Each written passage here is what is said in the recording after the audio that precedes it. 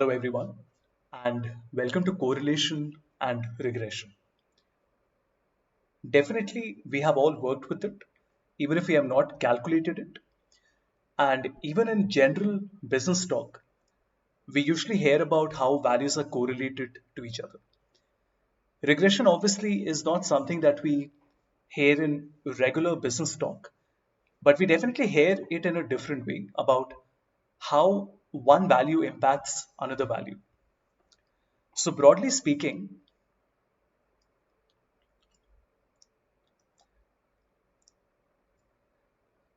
correlation is the relationship, regression is dependency, how one impacts the other. In correlation, variables move together, while in regression, there is a cause and effect. In correlation, X and Y can be interchanged, and in regression, X and Y cannot be interchanged, since one is dependent and the other is independent. And in correlation, the data is represented in a single point, and in regression, we have a line, which is what we call the line of best fit.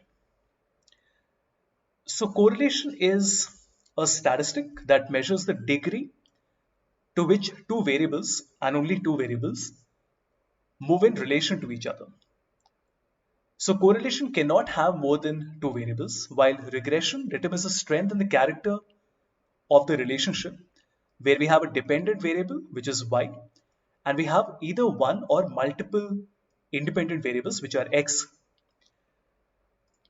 So that's the broad difference, but there is a lot of complement between correlation and regression. In fact, you would notice later that when we calculate regression, correlation is calculated by default. Let's look at a problem statement. So what we have here is sales and profit for teams, and we have some customers as well. So we have 100 customers for team A and 100 for team B.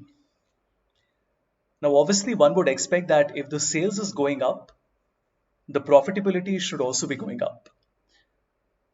And we want to verify that, and we want to measure the degree to which it is happening.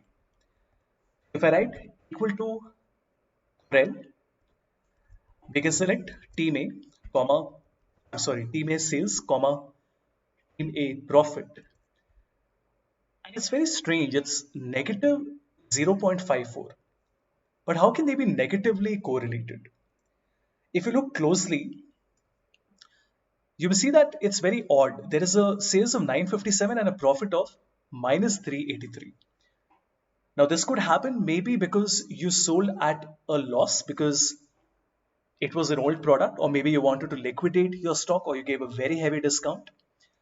So, for the reason of top line sales, maybe you compromised your bottom line. So, this is a real business possibility that maybe the correlation ends up being negative like this. Just to give you a perspective, what if, all right, let's just see this. What if I say equal to filter from my entire data, just want to filter out those values that are greater than equal to 0. One second.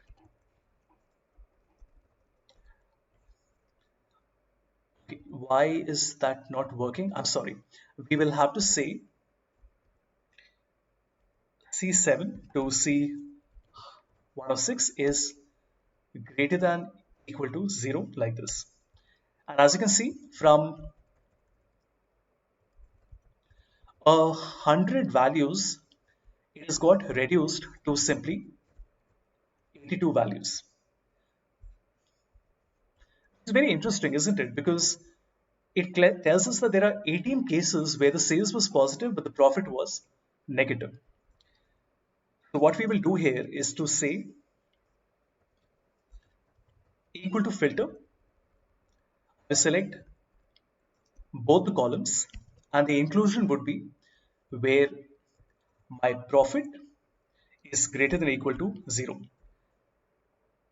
If you can guess what this is doing, it is essentially giving me revised sales and profit for team A, which only has 82 values in it. Very cool.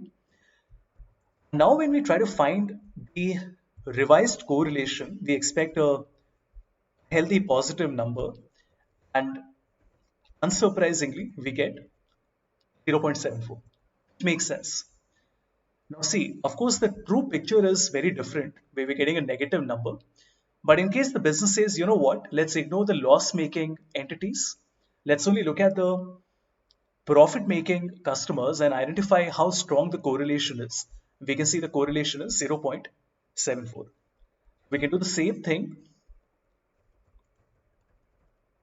for team B as well, which is F and G, and we select G and G. That gives us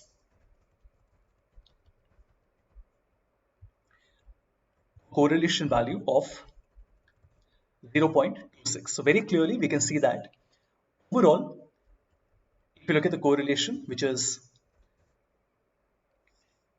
let's say, equal to Corel, we get negative 0.54, and if we do it for team B, we get positive 0.26. And the reason the number is not changing from here to here is because here there are no negative numbers in the profit. So again, the idea here is not really to explain how it works, because it's very simple. There is a simple function that does it. But like I said in the beginning of the course, there's a lot of data cleaning that you might need to do. Maybe do a percentile and exclude outliers and reduce the size of the data before you apply correlation to it, depending on the business requirement. Let's also look at how we plot it. So let's just take sales and profit for team A.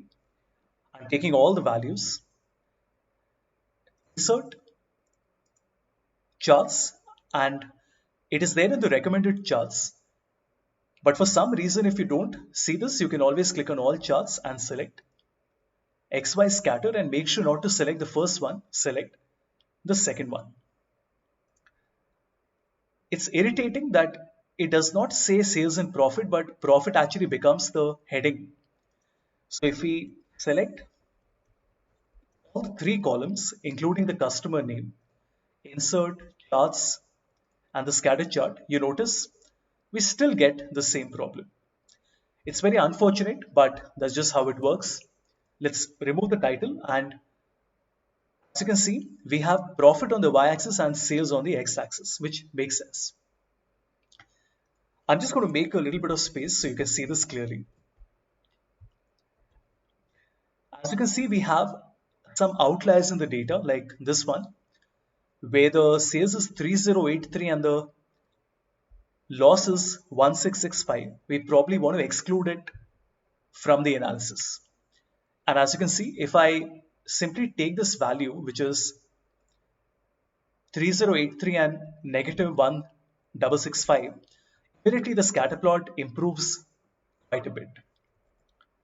Right? And if we make a scatter plot for revised EMA value, we get a scatter plot like this.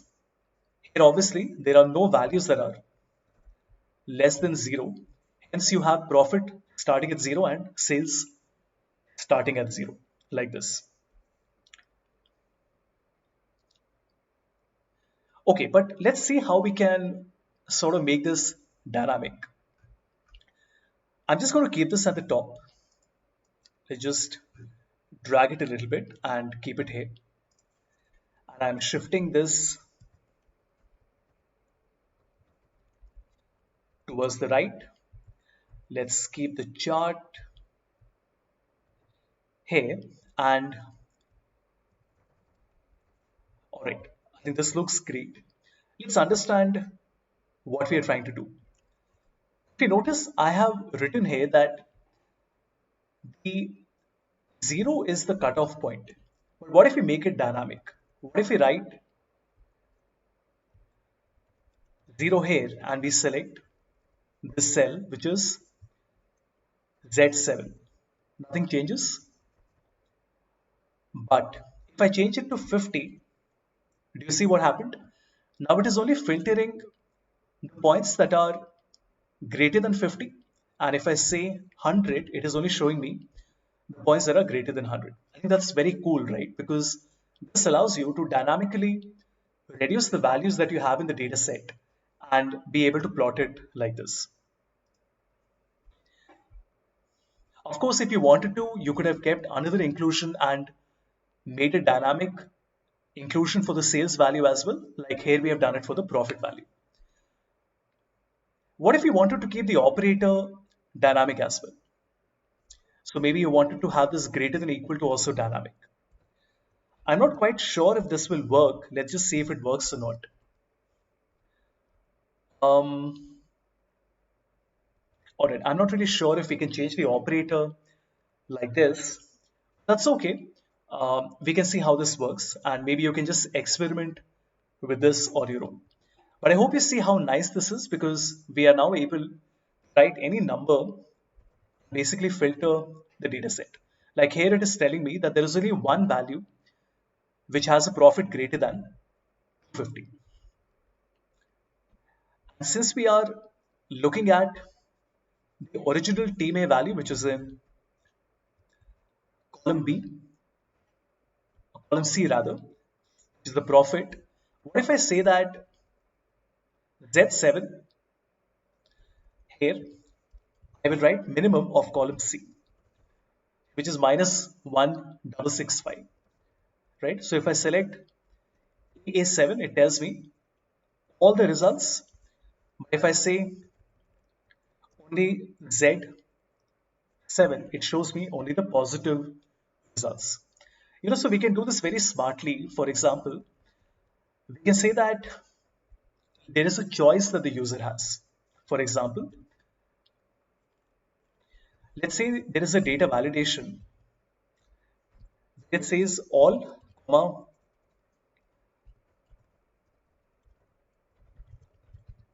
positive only.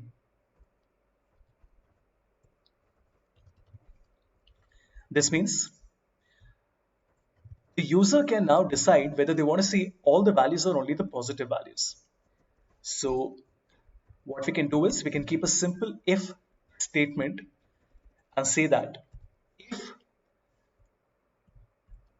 this is equal to all, then we want to select A, otherwise we want to select Z. So E7 or Z7.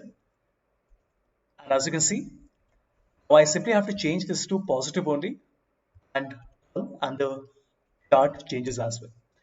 It's just an example, but I hope you see how by combining filters with correlations, you can essentially present multiple scenarios. See, this concept is very important because usually in a business context, like we did with the percentile example, where we kept 10% dynamic, there is no one perfect answer. Usually you would want to present different scenarios to the management. This is an excellent way of doing that, giving the user the final control over what they want to see. So definitely try out what I did and maybe try out some other ideas on your own as well before you continue with regression in the next lecture.